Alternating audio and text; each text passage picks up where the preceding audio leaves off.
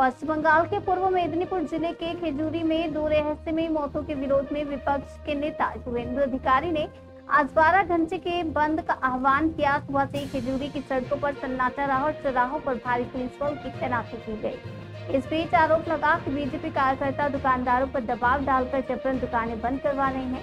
सूचना मिलने पर पुलिस मौके पर पहुंची, जहां बीजेपी कार्यकर्ता और पुलिस के बीच तीखी बहस हुई।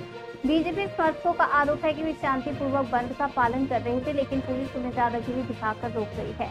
वहीं बांसगुड़ा इलाके में सड़क किनारे खड़ी एक लॉरी में बीजेपी समर्थकों द्वारा तोड़फोड़ का मामला भी सामने है। इन घटनाओं के चलते खिजूरी का माहौल बेहद तनावपूर्ण हो गया और हालात रणक्षेत्र जैसे बन गए हैं।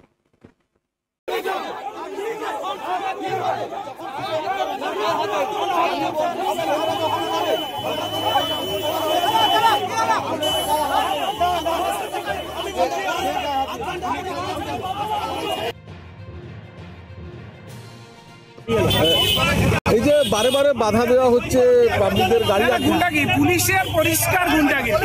পুলিশ ডান্ডা হাতে গুন্ডামি করতে রাস্তায় নেমেছে, স্বতঃস্ফূর্তভাবে বহুত মানুষ করছে। এরা এসে মাস্ক বাড়ানোর জন্য, সেই কারণের জন্য অহেতু পাবলিককে হ্যারাস করছে। এরা যারা শান্তিপূর্ণভাবে বন্ধ করছে তাদের এসে তাদের উপর গুন্ডাগিরি করছে, আক্রমণ করছে। পুলিশের এই কাজ, এই সেই পুলিশ যারা রথ বন্ধ করে দিয়েছিল, এই সেই পুলিশ মহরমের তাজিয়া ন্যাশনাল হাইওয়ে দিয়ে যাওয়ার জন্য 2 ঘন্টা রাস্তা বন্ধ করেছিল। আজকে তারা এসে গুন্ডাগিরি করছে, পরিষ্কার গুন্ডাগিরি। এই যে আপনাদের বিরুদ্ধে একটা অভিযোগ করছে যে জোর করে আপনারা দোকানপাট বন্ধ করাচ্ছেন।